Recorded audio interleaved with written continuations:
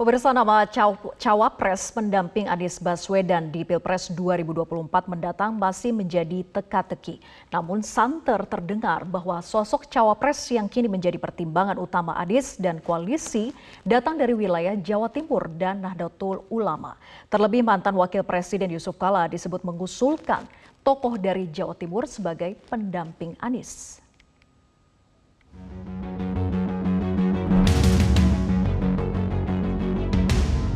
Tim 8 Koalisi Perubahan untuk Persatuan bersama calon Presiden Anies Baswedan masih menggodok sejumlah nama yang akan dipilih menjadi cawapres pendamping Anies pada 2024 mendatang. Dari sejumlah nama, kini santer terdengar sosok dari wilayah Jawa Timur yang juga menjadi pertimbangan utama. Hal ini diungkap oleh Wakil Ketua Umum Partai Nasdem Ahmad Ali. Ia menyebut jika nama cawapres yang disodorkan oleh mantan Wakil Presiden RI Yusuf Kala kepada Anies adalah sosok dari Jawa Timur. JK mempertimbangkan sosok-sosok cawapres yang dapat mengisi lumbung suara Anies yang dianggap masih lemah, yakni di Jawa Timur dan Jawa Tengah. Anies menyebut jika cawapres pilihannya harus memenuhi 5 kriteria, diantaranya berkontribusi dalam pemenangan, berkontribusi dalam memperkuat dan menjaga stabilitas koalisi, serta duit tunggal. Tim kecil yang akan terus membahas dengan sudah ada kriteria yang ada. Jadi insya Allah pada waktunya nanti kita akan dapat dan doakan mudah-mudahan berjalan dengan lancar. Ya, biar dibahas dulu sekarang. Sekarang kita buka puasa dulu. Sampai saat ini, dua tokoh Jawa Timur yang potensial adalah Gubernur Jawa Timur Khofifah Indar Parawansa dan Ketua Umum PKB Muhaimin Iskandar Caimin.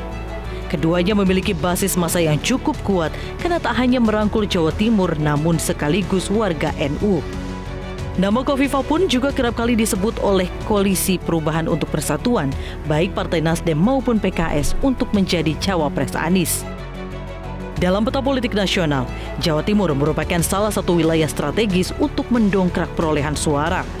Pada pemilu 2019, daftar pemilih tetap di Jawa Timur menduduki peringkat kedua terbanyak di Indonesia. Jawa Barat menjadi provinsi dengan jumlah pemilih terbanyak mencapai 33 juta orang, Jawa Timur kedua dengan 31 juta orang, dan Jawa Tengah dengan 28 juta orang. Tim Liputan MGN. Pemirsa, dibanding koalisi yang lain, Koalisi Perubahan untuk Persatuan semakin menunjukkan keseriusannya. Dalam waktu dekat, koalisi yang terdiri dari Partai Nasdem, Demokrat, dan PKS ini akan mendeklarasikan Anies Baswedan dan cawapresnya.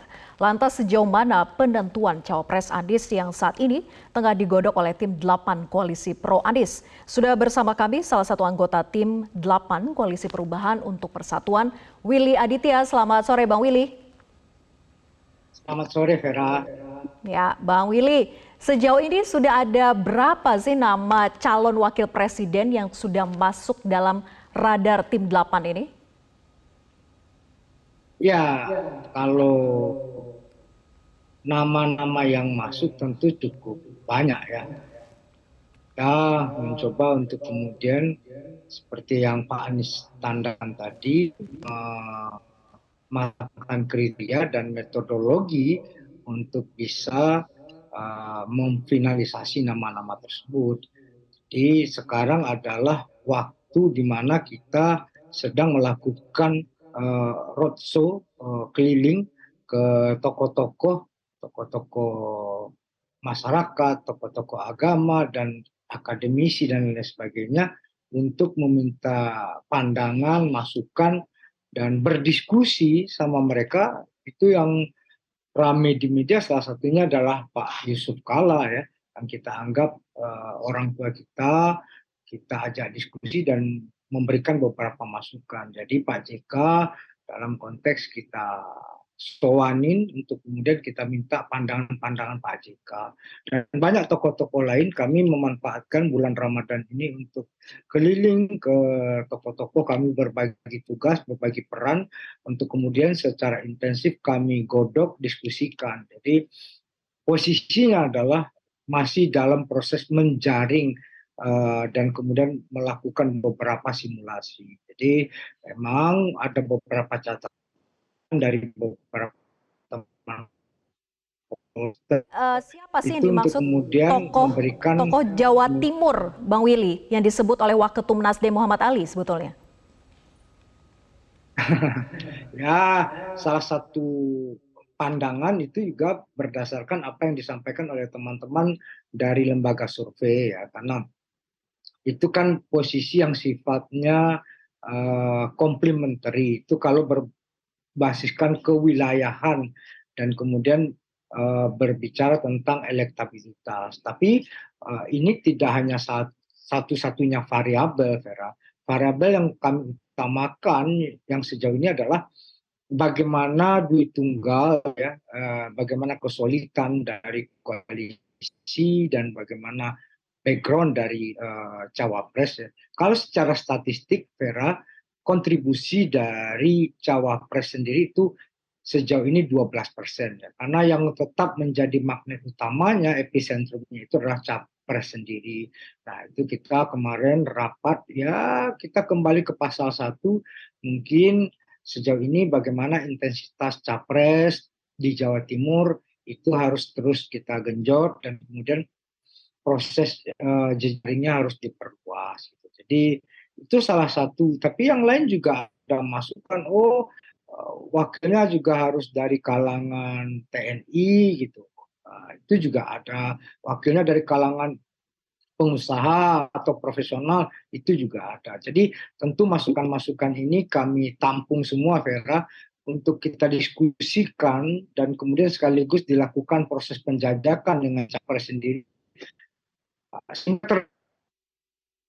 Kunci khusus tokoh dari Jawa Timur gitu, Bang Willy? Prosesnya fakta. Gimana, Vera? Jadi tidak benar ya bahwa sudah mengunci tokoh dari Jawa Timur saja yang harus jadi cawapres Anies? Belum. Ini kan sebuah proses yang sangat dinamis. Pak Surya selalu berpesan kepada kami di tim kecil, dari cangkir ke bibir itu banyak sekali dinamika yang akan terjadi. Kadang-kadang yang sudah di mulut sendiri bisa lompat. Itu kan terjadi dalam beberapa kali proses pemilu kita, Vera. Tentu proses untuk mengunci ini tidak ada ya. Tapi sebagai sebuah preferensi, sebagai sebuah usulan, sebagai sebuah rekomendasi itu sah-sah saja. Itu kan bacaan hari ini. Nah, ini pemilu kita masih ada sekitar 11 bulan lagi. Tentu kita matangkan terus-menerus sampai beberapa bulan ke depan lah. Tentu kami memanfaatkan momen Ramadan ini dengan tim 8 bagaimana bersilaturahmi ke beberapa nama-nama yang masuk ke dalam tim 8 sesuai dengan usulan beberapa tokoh-tokoh tersebut. Gitu, baik.